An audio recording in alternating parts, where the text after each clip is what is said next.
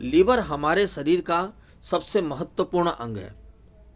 मैंने पहले भी बताया था कि लीवर हमारे शरीर का शंकर भगवान है, भोलेनाथ है। वो जहर का घूंट पी के हमें जिंदा रखता है। अर्थात शरीर के अंदर या बाहर कोई भी पॉइजन, जहर, उसको खत्म करने का काम हमारा लीवर करता है। लीवर करता है। तो लीवर एक महत्वपूर्ण है। तो अगर कोई भी चीज कम बन रहा है या किसी चीज की कमी हो रही है तो कहीं ना कहीं या तो रॉ मटेरियल जो हम खाने के द्वारा प्राप्त करते हैं, चाहे वो विटामिन हो, चाहे वो मिनरल हो, चाहे वो इलेक्ट्रॉन हो, चाहे वाटर हो, चाहे प्रोटीन हो, फैट हो, कार्बोहाइड्रेट हो, जो हमारे शरीर की जरूरत का जितना भी सामान है वो सारे सामान हमें खाने से या धरती से प्राप्त होते हैं या वायु द्वारा प्राप्त होते हैं। जो हमारे शरीर के लिए वायु द्वारा ऑक्सीजन, धरती से इलेक्ट्रॉन इत्यादि, है ना, और आहार द्वारा प्रोटीन इत्यादि हमारे शरीर को प्राप्त होते हैं। और ये सभी मिलकर हमारे एक एक सेल्स को स्वस्थ रखने की जिम्मेदारी निभाते हैं। एक सेल्स से दूसरा सेल्स बनना हो तो भी, है ना, कुछ भी शरीर के अंदर हो रहा हो, उन सभी में इन्हीं सभी चीजों का योगदान होता है। और प्रोटीन, अलग अलग प्रोटीन होते हैं, बहुत सारे प्रोटीन होते हैं हमारे शरीर के अंदर। कई सौ प्रोटीन बनते हैं, कई प्रकार के प्रोटीनों का बनता है, जबकि हम खाते तो एक ही चीज है। अब जैसे अलग अलग हर एक आहार में प्रोटीन भी अलग अलग पाया जाता है, प्रोटीन के भी अलग अलग रूप है ना, अलग अलग प्रोटीन के रूप होते हैं। जितने भी दाल है, दालों के अंदर प्रोटीन तो पाया जाता है, मगर उन प्रोटीनों का श्रृंखला भी अलग अलग होता है। उसी तरह सब्जियों में भी प्रोटीन अलग अलग होते हैं, है ना, अनाज में अलग अलग प्रोटीन होता है। आप जानते हैं हमारे शरीर में 22 प्रकार की एमिनो एसिड की जरूरत होती है। एमिनो एसिड अर्थात प्रोटीन। अब 11 प्रकार के तो हमारे शरीर में बनते हैं, 11 प्रकार के तो हमारे शरीर में बनते हैं, और 11 प्रकार के प्रोटीन जो है हमें बाहर से लेने होते हैं। अगर मैं सिर्फ दाल, एक दाल ले लो, कोई भी आप, चाहे हरड़ की ले लो, मूंग की ले लो, जो भी ले सकते हो आप, ले लो उसको। उस दाल को आप एक दाल ले लो, एक रोटी ले लो, या एक चावल ले लो। अगर 2 चीज या 3 प्रोटीन हम खाएंगे तो क्या उससे हमारे शरीर की बाकी प्रोटीन की पूर्ति हो जाएगी? नहीं होगी, क्योंकि हमारे शरीर के अंदर 11 प्रकार के प्रोटीन की जरूरत हमें हमेशा चाहिए। क्योंकि हमारे शरीर के अंदर मेटाबॉलिज्म सुबह से लेकर 24 घंटा चलता रहता है। भले आप सो सकते हो, मगर शरीर नहीं सोता है। अगर शरीर सो गया तो आप खत्म।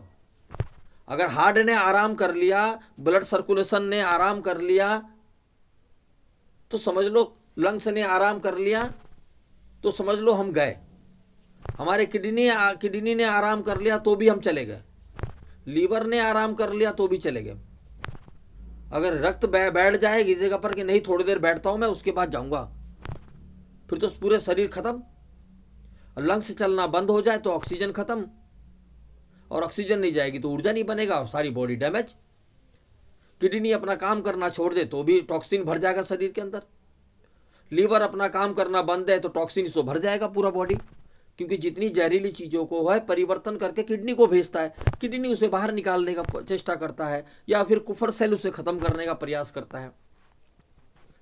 तो ऐसी प्रक्रिया हमारे शरीर के अंदर चलती रहती है। इसके लिए हमारा जो सेल्स से बना हुआ बॉडी है, सेल्स से बने हुए बॉडी है, जितने भी, चाहे वो हड्डी ले लो, आंत ले लो, रक्त ले लो, मांसपेशी ले लो, बाल ले लो, कुछ भी ले लो आप, सब के सब सेल्सों से बने हुए, उत्तकों से बने हुए। जब बहुत सारे सेल्स एकत्रित हो जाते हैं तो वो टिश्यू बन जाते हैं। जब बहुत सारे टिश्यू मिलकर एकत्रित हो जाते हैं अलग अलग जगह पर तो उसे ऑर्गन कहा जाता है। जब बहुत सारा ऑर्गन बन जाता है शरीर के अंदर तो उसे एक सिस्टम कहा जाता है।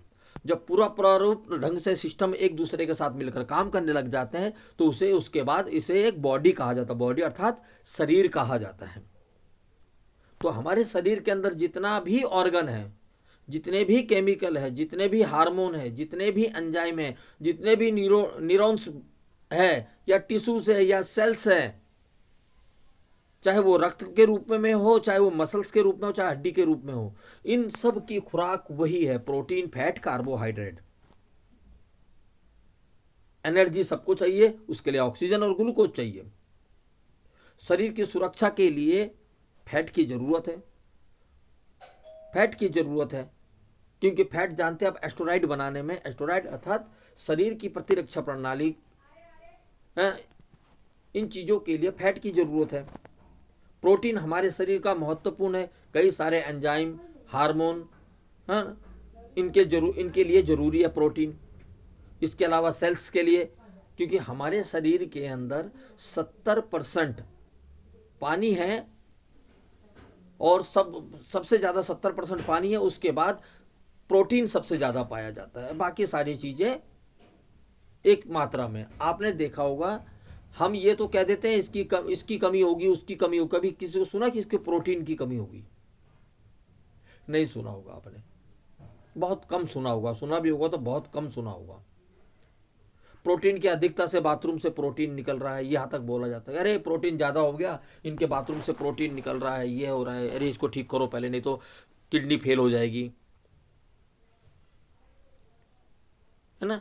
तो कहने का कुल मिला के मतलब है कि एक सेल्स के अंदर इतने सारे सिस्टम होते हैं, जो सेल्स हम खुली आंख से नहीं देख सकते। उस सेल्स के अंदर इतने सारे सिस्टम होते हैं, उस सिस्टम में से एक लाइसोजोम है। लाइसोजोम इतना महत्वपूर्ण है क्योंकि हर एक सेल्स की सुरक्षा के लिए लाइसोजोम का होना बहुत जरूरी है। और लाइसोजोम ही है जो बैक्टीरिया, वायरस, फंगस इत्यादि को खत्म करने का काम करता है, छिड़काव करके। तो इन चीज़ों को हमने पिछले बार समझा, खाने पीने में ध्यान रखना इत्यादि को, है ना। तो इन चीज़ों को हमने यहाँ तक पढ़ा था। उसके बाद हमने छोड़ा था थायराइड पर आकर, थायराइड स्टिमुलेटिंग हार्मोन TSH पर। TSH के बारे में आप जानते हैं, हमारा हाइपोथैलेमस, एंट्रियोपिट्यूटरी और थायराइड ग्लैंड। हाइपोथैलेमस, एंट्रियोपिट्यूटरी और थायराइड में T3, T4। T3 प्रीकेसर के रूप में पाया जाता है, और T4 प्रीकेसर के रूप में पाया जाता है। प्रीकेसर के रूप में थायराइड ग्लैंड से रिलीज होता है, जहां जहां उसकी जरूरत होती है रक्त द्वारा वहां पहुंचता है, पहुंचकर वहां पर मेटाबॉलिज्म करने के लिए प्ररूप बदलता है T3 में, और फिर वहां पर मेटाबॉलिज्म शुरू होता है ना। तो ये थायराइड एक महत्वपूर्ण है। तो पिछले हफ्ते हमने थायराइड पे आके छोड़ दिया था, और यहाँ से हम लोग दोबारा पढ़ना स्टार्ट करते हैं थायराइड के बारे में, और थायराइड को समझते हैं कि लाइसोजोम में अपनी भूमिका कैसे निभाता है। थायराइड स्टिमुलेटिंग हार्मोन TSH और lysosome activation. Thyroid stimulating hormone TSH एक हार्मोन है जो पिट्यूटरी ग्रंथि द्वारा रिलीज किया जाता है और थायराइड ग्रंथि को एक्टिवेट करता है। थायराइड ग्रंथि T3 और T4 रिलीज करता है, जो लाइसोजोम को एक्टिवेट करने में मदद करता है। TSH कैसे लाइसोजोम को एक्टिवेट करता है? TSH लाइसोजोम को एक्टिवेट करने के लिए निम्न चरणों का पालन करता है। थायराइड ग्रंथि को एक्टिवेट करता है। TSH थायराइड ग्रंथि को एक्टिवेट करता है, जिससे thyroid hormone T3, T4 release होता है। जैसे मैंने बता दिया, अब आप समझ लेना, मैं हर जगह पे कहानी नहीं, मैंने इसलिए थायराइड के बारे में थोड़ा सा मैंने बता दिया कि क्या क्या काम करता है, जिससे आप लोगों को इन T3, T4 को समझने में दिक्कत ना हो, इसलिए मैंने कहानी के रूप में पहले ही बता दिया उसको। थायराइड हार्मोन रक्त में रिलीज करता है, थायराइड हार्मोन रक्त में रिलीज करता है और शरीर के विभिन्न अंगों तक पहुंचता है। थायराइड हार्मोन लाइसोजोम को एक्टिवेट करता है, जिससे कि वह हानिकारक कीटाणुओं और केमिकल को नष्ट कर सकता है। लाइसोजोम केमिकल को भी नष्ट कर सकता है ना। तो हानिकारक जो कीटाणु हैं उनको खत्म करना, केमिकल को खत्म करने का काम भी करता है। कौन कौन से अंग TSH के साथ सहयोग करते हैं? थायराइड ग्रंथि TSH के प्रभाव प्रभाव में थायराइड हार्मोन रिलीज करता है। एड्रिनल ग्रंथि टीएसएच के प्रभाव में कोर्टिसोल रिलीज करता है जो लाइसोसोम को एक्टिवेट करता है। पिट्यूटरी ग्रंथि टीएसएच रिलीजिंग करता है जो थायराइड ग्रंथि को एक्टिवेट करता है। पिट्यूटरी ग्रंथि टीएसएच को रिलीज करता है जो थायराइड ग्रंथि को एक्टिवेट करता है। जैसे मैंने पहले भी बता दिया था, आप ही लोगों को पूरी बात मैंने बता दिया है, सिर्फ ये मैं पढ़ के बता रहा हूँ, बाकी मैंने शॉर्टकट में बता दिया कौन कौन सा हार्मोन टीएसएच के साथ सहयोग करता है। कोर्टिसोल हार्मोन एड्रिनल ग्रंथि द्वारा रिलीज किया जाता है और लाइसोसोम को एक्टिवेट करता है। टीएसएच हार्मोन पिट्यूटरी ग्रंथि द्वारा रिलीज किया जाता है और एड्रिनल ग्रंथि को एक्टिवेट करता है। इंसुलिन हार्मोन पेनक्रियाज द्वारा रिलीज किया जाता है और लाइसोसोम को एक्टिवेट करता है। तो यहाँ पर एक नया चीज क्या आ गया, थायराइड ग्रंथि से निकलने के बाद इंसुलिन, पेनक्रियाज में बनने वाला इंसुलिन हार्मोन लाइसोसोम को एक्टिवेट कर सकता है जिससे कि शरीर में जहरीले केमिकल को नष्ट किया जा सकता है। बैक्टीरिया वायरस को भी नष्ट किया जा सकता है क्या, ये प्रश्न है। तो अब आप इंसुलिन और लाइसोसोम के एक्टिवेशन को हम समझते हैं। इंसुलिन एक हार्मोन है जो पेनक्रियाज द्वारा रिलीज किया जाता है और मुख्य रूप से रक्त शर्करा यानी रक्त में जो ग्लूकोज की मात्रा है उसको नियंत्रण करने में मदद करता है। लेकिन इंसुलिन लाइसोसोम को भी एक्टिवेट करने में भी मदद करता है जिससे शरीर में हानिकारक जीवाणु एवं केमिकल को नष्ट किया जा सके। इंसुलिन कैसे लाइसोसोम को एक्टिवेट करता है, इसलिए इंसुलिन रिसेप्टर को बांधता है जो कोशिकाओं की सतह पर स्थित होता है। इंसुलिन अपने रिसेप्टर को बांधता है जो कोशिकाओं की सतह पर स्थित होता है। प्रत्येक जितने भी सेल्स होते हैं, जैसे हमने पहले भी चर्चा करी थी, हर सेल्स में अलग अलग प्रकार के रिसेप्टर होते हैं, अलग अलग प्रकार के रिसेप्टर होते हैं। उसमें से इंसुलिन रिसेप्टर होते हैं, ऐसे ऐसे कई सारे रिसेप्टर होते हैं क्योंकि सभी की जरूरत किसको है, ये जितने भी हार्मोन हैं, ये एंजाइम है, ये जरूरत किसको है, ये सेल्स को जरूरत पड़ती है। तो उनके अलग अलग गेट होने चाहिए ना जिसमें से जा सके और आ सके।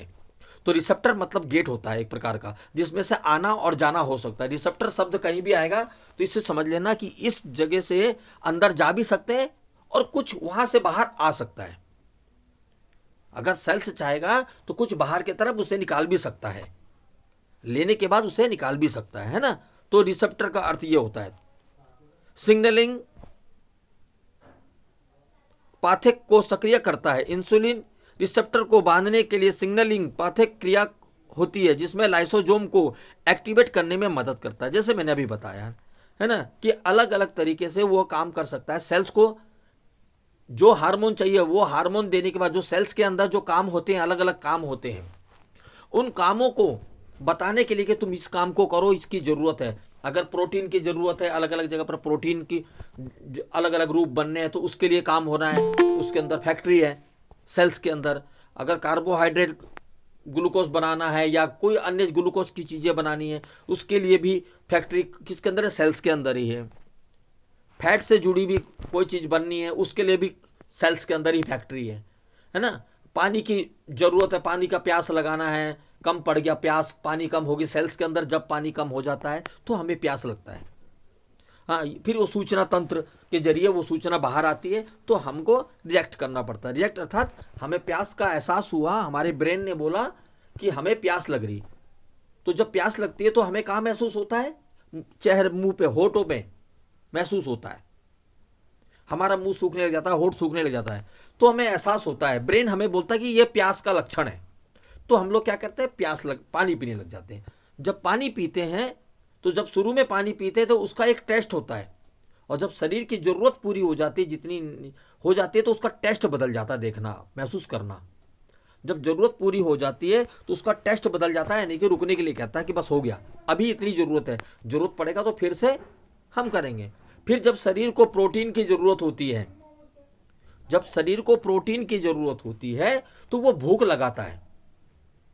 जब ग्लूकोज की जरूरत होती है तो वो क्या करता है, मीठे की प्यास बढ़ाता है कि मीठा चाहिए मुझे। फिर आप मीठा खाते हो तो ग्लूकोज बनता है शरीर के अंदर, एनर्जी बनती है, जिससे आपके कमजोरी दूर हो जाती है, काम करने की क्षमता बढ़ जाती है, एक्टिवेशन बढ़ जाता है, आपको एनर्जी मिल जाती है शरीर के अंदर। है ना। तो ये अलग अलग तरीके से हमारा शरीर रिएक्ट करता है। चलिए आगे बढ़ते हैं। लाइसोसोम को एक्टिवेट करता है और सिग्नल पथक की क्रिया होने से लाइसोसोम एक्टिवेट होते हैं, जिससे वे हानिकारक कीटाणुओं को और केमिकलों को नष्ट कर सकते हैं।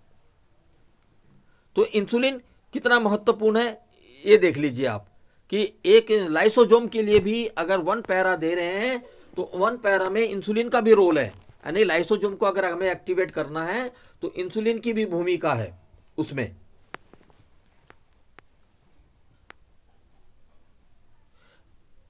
इंसुलिन के अन्य लाभ। रक्त शर्करा जानते ही हम लोग डायबिटीज में, डायबिटीज का कारण क्या है? डायबिटीज का कारण होता है कम इंसुलिन, है ना। इंसुलिन की कमी के कारण वो रक्त में रक्त शर्करा को कंट्रोल करने का काम करता है, नियंत्रण करने में मदद करता है, वजन कम करने में मदद कर सकता है। अगर वजन कम करना है तो भी इंसुलिन की जरूरत पड़ती है। हृदय को स्वास्थ्य को सुधारने के लिए भी इंसुलिन की जरूरत पड़ती है। इंसुलिन और लाइसोसोम एक्टिवेशन के बीच संबंध। इंसुलिन और लाइसोसोम को एक्टिवेशन के बीच में संबंध को समझने के लिए हमें यह जानने में मदद मिलती है कि इंसुलिन शरीर में हानिकारक जीवाणुओं और केमिकलों को नष्ट करने में भी मदद कर सकता है, क्योंकि इंसुलिन जो है लाइसोसोम को एक्टिवेट कर सकता है और वो हानिकारक केमिकल को या जीवाणुओं को खत्म कर सकता है।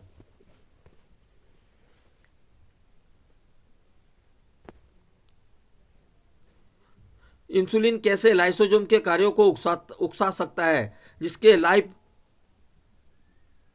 बैक्टीरिया वायरस को मारता है एवं हानिकारक केमिकलों को खत्म करने में सहायता करता है। इसे कहानी के रूप में समझते हैं ताकि जो हमारी छोटी सी जगह छूट गई है समझने में वो पूरी हो जाए। तो चलिए एक छोटी सी कहानी पढ़ते हैं। एक छोटे से शहर में एक छोटा सा लाइसोसोम रहता है।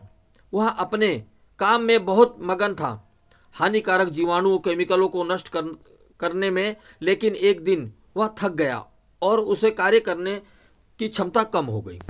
उसी समय पेनक्रियाज में से इंसुलिन नामक एक हार्मोन ने लाइसोसोम को देखा और सोचा, अरे यह लाइसोसोम थक गया है, मैं इसकी मदद करूंगा। इंसुलिन ने अपने रिसेप्टर को लाइसोसोम की सतह पर बांधकर और एक सिग्नल भेजा, हेलो लाइसोसोम, मैं इंसुलिन हूं, मैं तुम्हारी मदद करने के लिए आया हूं। यह बात किसने बोली? इंसुलिन ने बोला लाइसोसोम को। लाइसोसोम ने इंसुलिन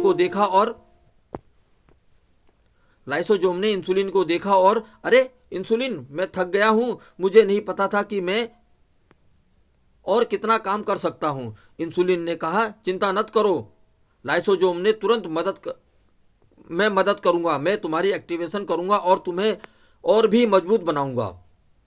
इंसुलिन ने लाइसोसोम को एक्टिवेट किया और उसे और भी मजबूत बनाया। लाइसोसोम ने अपने एंजाइमों को रिलीज किया और हानिकारक जीवाणु और केमिकलों को नष्ट करने में उसकी मदद करी। बैक्टीरिया और वायरस ने देखा कि लाइसोसोम एक्टिवेट हो गया और वे भागने लगे, यानी कि उनको और अधिक तेजी से उन्हें मारने लगा। केमिकल ने भी देखा, अरे लाइसोसोम उन्हें नष्ट करने के लिए तैयार है, और वो भी भागने लगे। लाइसोसोम ने इंसुलिन को धन्यवाद किया और कहा, धन्यवाद इंसुलिन, तुमने मेरी मदद की और मुझे और भी मजबूत बनाया। मैं अब और हानिकारक जीवाणु और केमिकलों को नष्ट कर सकूंगा।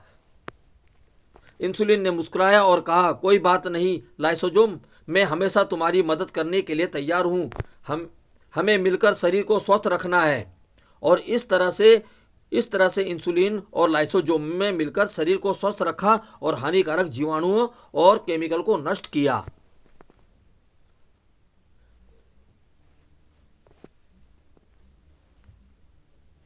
फिर हमने पढ़ा था इम्यून सिस्टम के बारे में, इम्यूनिटी के बारे में पढ़ा था। इम्यूनिटी कैसे लाइसोसोम को एक्टिवेट करने में मदद करती है।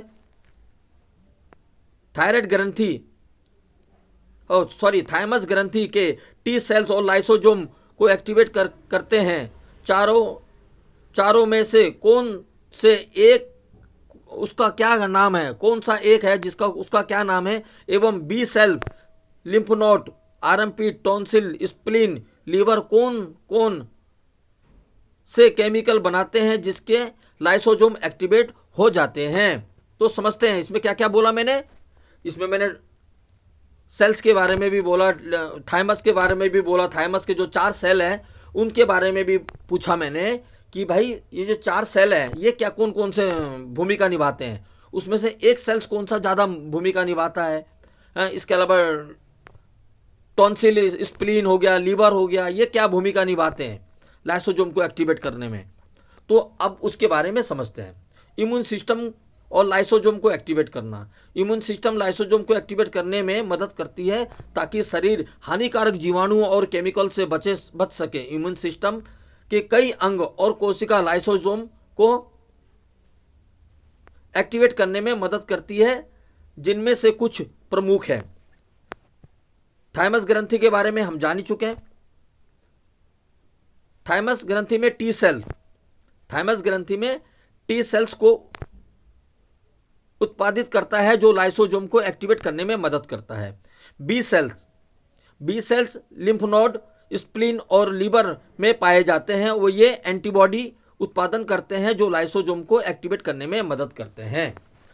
अच्छा, बी सेल्स और टी सेल, बी सेल और टी सेल ये दोनों के दोनों WBC के अंग है।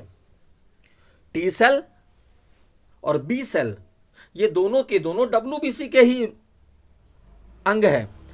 अब टी सेल क्यों कहा जाता है? क्योंकि बनते तो ये WBC जो है, ये जो बनते हैं ये तो बनते हैं हमारे बोन मैरो में, जैसे RBC बनता है, प्लेटलेट बनता है, उसी तरह WBC भी हमारे बोन मैरो में ही बनते हैं।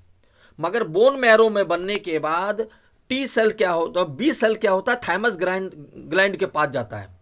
जन्म तो वो बोन मैरो में लेता है, मगर उसका जो पालन पोषण है, परवरिश है, वो थाइमस ग्रंथि में होता है। थाइमस हमारे सीने में पाया जाता है। थाइमस जानते हैं हम लोग, थाइमस ग्रंथि यहां पर आकर उसका परवरिश होता है, इसलिए उसका नाम टी सेल रखा गया। और जो बोन मैरो में पैदा होता है और बोन मैरो में ही उसकी परवरिश होती है, बोन मैरो में ही परवरिश होती है, उनको हम लोग बी सेल कहते हैं। या इसके अलावा लिम्फ नोड इत्यादि में ये अपना प्रारूप दिखाता है, तो इन्हें बी सेल ही कहा जाता है।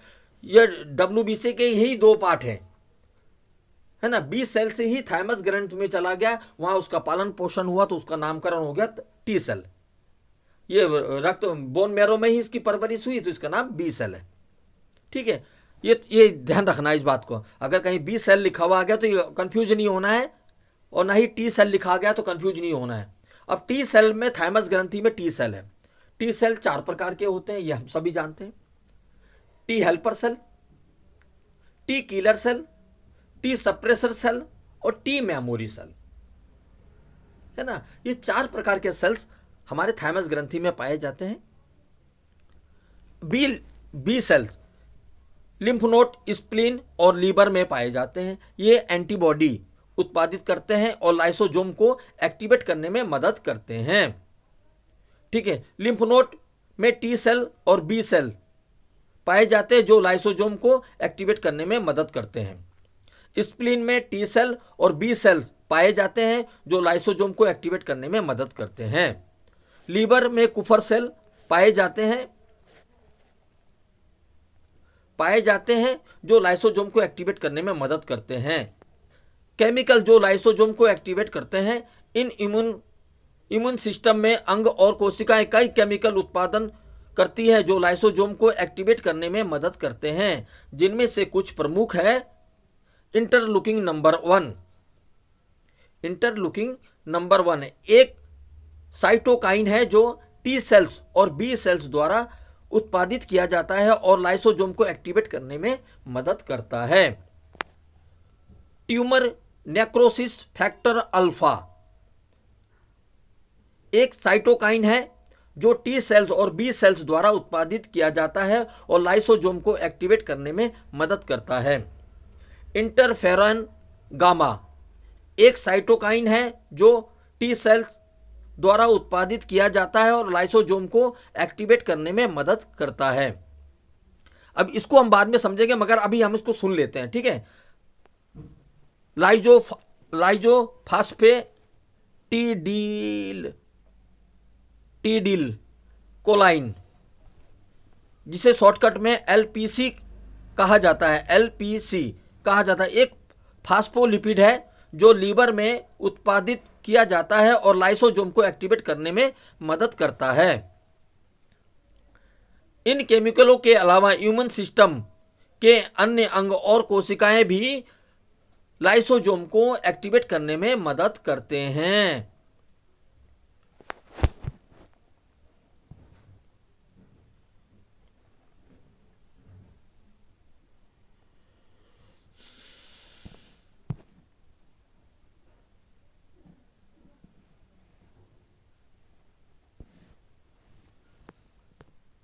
मानव शरीर में प्रश्न आता है कि मानव शरीर में लाइसोसोम की महत्वता क्या है, क्योंकि अब तक हम लोग समझ चुके हैं इतना कि लाइसोसोम क्या चीज है, कैसे है, क्या चीज है, क्यों है, कौन कौन सहयोग करता है, कितना महत्वपूर्ण है हमारे शरीर के लिए। मगर अब क्या है कि इसमें हम अब क्या है कि अपने आप को रिपेयर कर रहे हैं। अब हम सवाल पूछ रहे हैं कि मानव शरीर के लिए लाइसोसोम कितना महत्वपूर्ण है। अब क्योंकि अब अपने पोर आ गया, क्योंकि हम तो जान चुके हैं लाइसोसोम के बारे में, मगर थोड़ी सी और गहराई में जाते हैं और दोबारा से सवाल करते हैं कि मानव शरीर के लिए लाइसोसोम का महत्व क्या है। लाइसोसोम मानव शरीर के लिए महत्वपूर्ण, ये कोशिकाओं के अंदर पाए जाने वाला छोटे छोटे थैलियां होती हैं जो पाचन एंजाइमों से भरे होते हैं। लाइसोसोम की महत्वता निम्नलिखित है। पाचन एंजाइम कोशिकाओं के अंदर पाचन क्रियाओं और को पूरा करते हैं।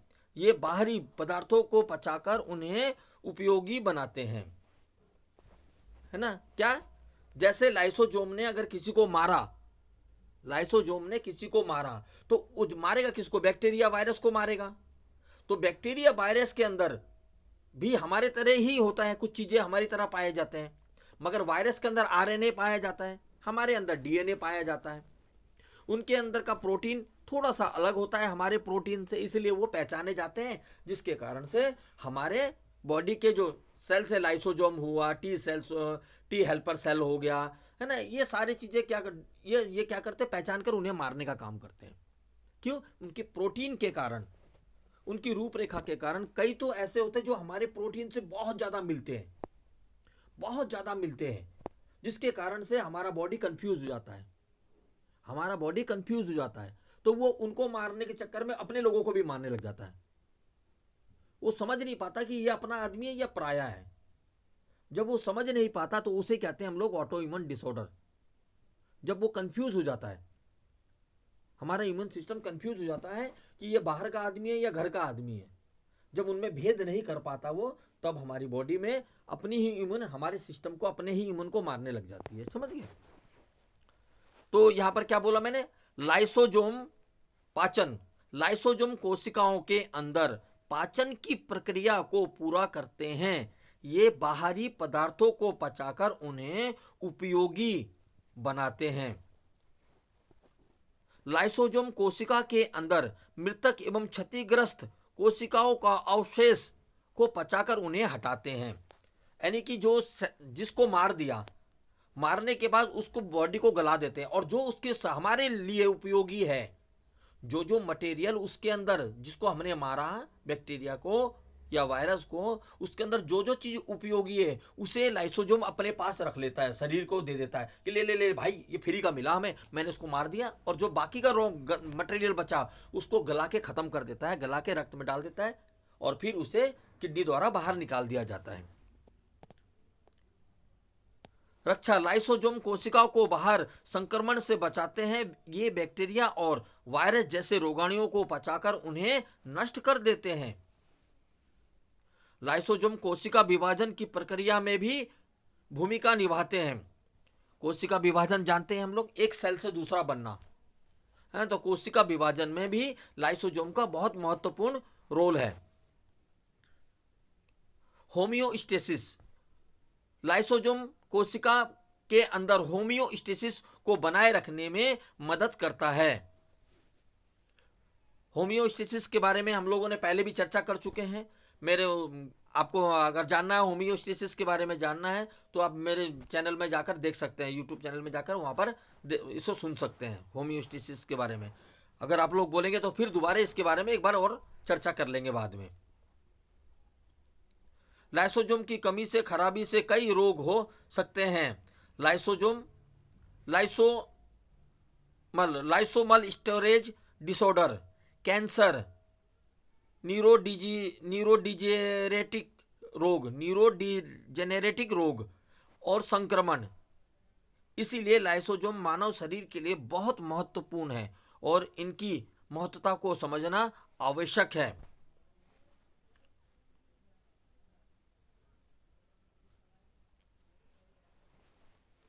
तो आइए, अभी मैंने बोला कि ये जो बीमारियां हैं जैसे न्यूरो डिजेनेरेटिव रोग, ये क्या है? रोग लाइसोजोम की भूमिका को कैसे महत्व देता है, तो समझते हैं इसको। न्यूरो डिजेनेरेटिव रोग में लाइसोजोम की भूमिका महत्व। न्यूरो डिजेनेरेटिव रोग में जैसे अल्जाइमर, पार्किंसन और हटिंग रोग में लाइसोजोम की भूमिका बहुत महत्वपूर्ण है। क्या बोला इसमें? बहुत महत्वपूर्ण है। पार्किंसन में भी हो, अल्जाइमर यानी कि जब एक उम्र के बाद आदमी को मति भ्रम हो जाता है, याद ना रहना, उल्टी सीधी, है ना, छोटी बातें भूल जाना, एडिटेड हो जाना, चिड़चिड़ापन आ जाना, तो ये अल्जाइमर जो, और पार्किंसन में तो जानते ही हम लोग, हाथ पैर हिलने लग जाता है, ये सारी चीज़ें होने लग जाती है ना। तो इसमें भी लाइसोजोम का बहुत महत्वपूर्ण रोल है। तो लाइसोजोम की खराबी या कमी से इन रोगों का खतरा बढ़ जाता है। क्या बोला? लाइसोजोम की खराबी या कमी से इन रोगों का खतरा बढ़ जाता है। लाइसोजोम की भूमिका निम्न है। प्रोटीन पाचन। लाइसोजोम प्रोटीन को पचाकर उन्हें एमिनो एसिड में बदलते हैं। यदि लाइसोजोम की खराबी होती है तो प्रोटीन के अवशेष जमा हो जाते हैं और न्यूरॉन्स को नुकसान पहुंचाते हैं। मुझे लगता है मजा नहीं आ रहा लाइसोजोम के बारे में। मजा नहीं आ रहा है क्या? अरे बलराम साहब, सॉरी, वो लाइसोसोम लिख दिया मैंने। होमोस्टेसिस के बारे में लिख रहा था, वो लाइसोसोम लिख गया। कोई बात नहीं, कोई बात नहीं, वो कोई बात नहीं, वो बाद में। होमोस्टेसिस के बारे में एक बार और क्लास अरेंज करने की कृपा करना थोड़ा है। ठीक ठीक ठीक ठीक, कर लेंगे। ऑटोफेगी। तो अभी जो हम पढ़ रहे हैं ना, ये इसको इसको थोड़ा सा ध्यान से सुनेंगे ना। अब उसके बाद जब वीडियो दोबारा से सुनेंगे तो आपको समझ में आ जाएगा, है ना। ये बहुत महत्वपूर्ण है कि हम वन पैरा देकर कौन कौन सी बीमारियों में लाभ ले सकते हैं। वन पैरा कितना महत्वपूर्ण है, इसको हमें समझना है। और उसके साथ में अगर हमें लाइसोजोम को एक्टिवेट करना है तो उसके साथ में किन किन हार्मोनों की जरूरत, हमें किन किन ऑर्गन की सहायता लेनी है, कि जब हम वन पैरा दे लाइसोजोम को एक्टिवेट करने के लिए तो किसकी सहायता ले। अगर किसी को थायराइड की प्रॉब्लम है तो भी तो लाइसोजोम एक्टिवेट नहीं होगा। किसी को डायबिटीज की बीमारी है तो भी लाइसोजोम एक्टिवेट नहीं होगा। अगर किसी को डोपामाइन की कमी है तो भी लाइसोजोम एक्टिवेट नहीं होगा। अगर प्रोटीन से जुड़ी हुई समस्या है तो भी लाइसोजोम एक्टिवेट नहीं होगा, है ना। तो इसको समझने के लिए ही हम लोग वन पैरा के साथ में हमें क्या देने से और क्या कमी है शरीर के अंदर, डायग्नोस के दौरान हम जानेंगे। और तब वन पैरा का जब इस्तेमाल करेंगे उसको साथ में लेकर तो हम रिजल्ट ले पाएंगे।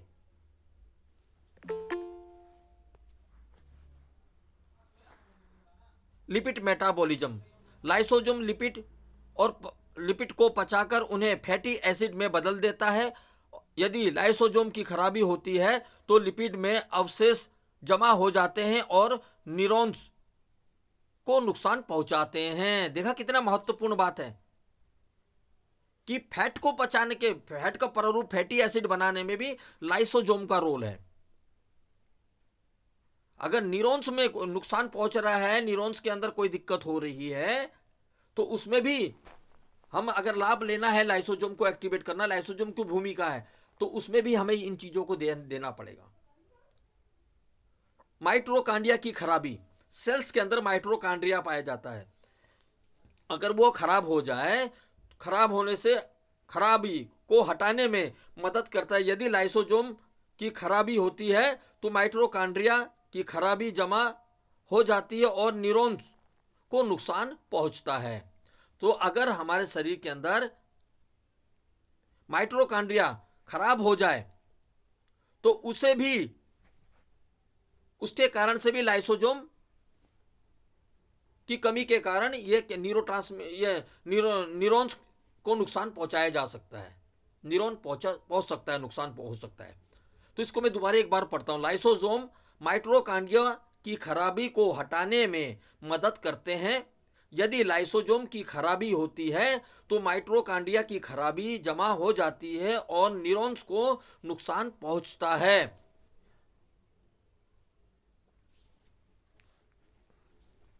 न्यूरोडिजेनरेटिव रोग में लाइसोसोम की खराबी के कारण निम्न हो सकते हैं। लाइसोसोमल एंजाइमों की कमी, लाइसोसोमल झिल्ली की खराबी, ऑटोफेगी और प्रक्रिया में बाधा, माइटोकॉन्ड्रिया की खराबी। लाइसोसोम की खराबी, न्यूरॉन्स के डिजीज होते हैं उसमें लाइसोसोम की खराबी के कारण ये समस्या हो सकती है। तो उसमें से एक इसमें माइटोकॉन्ड्रिया भी है।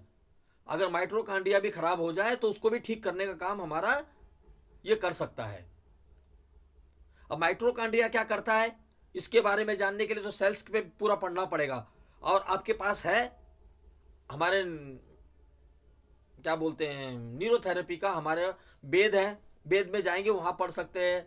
फिर आपके पास हमारे साइंस की बुक है,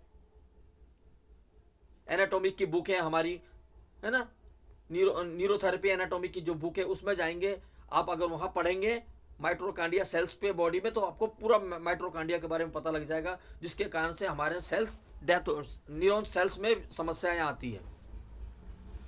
उसमें हम लोग लाभ ले सकते हैं 1 पैरा देकर।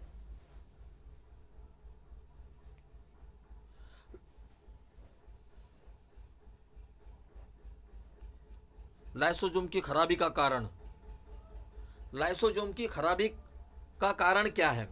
लाइसोसोम की खराबी के कई कारण हो सकते हैं, जिनमें से कुछ प्रमुख कारण निम्न है।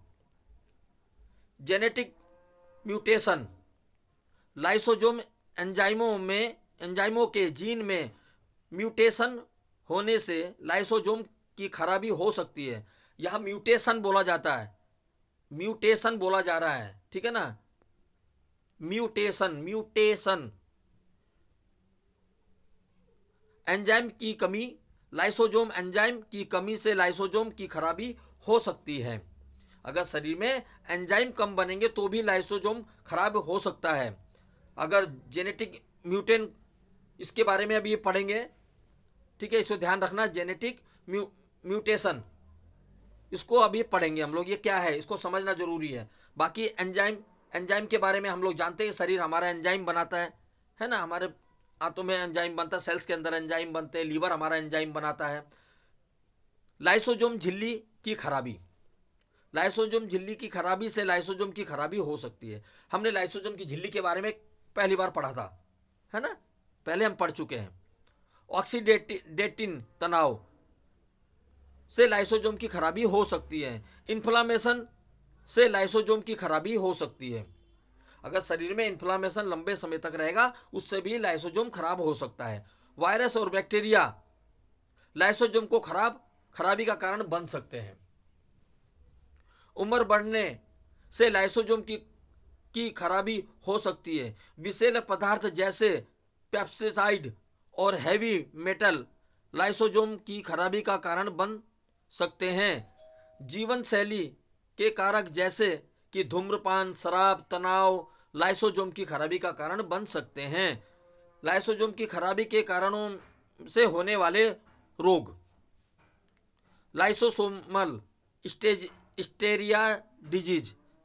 Storage disease, Parkinson, Alzheimer, hunting रोग, कैंसर।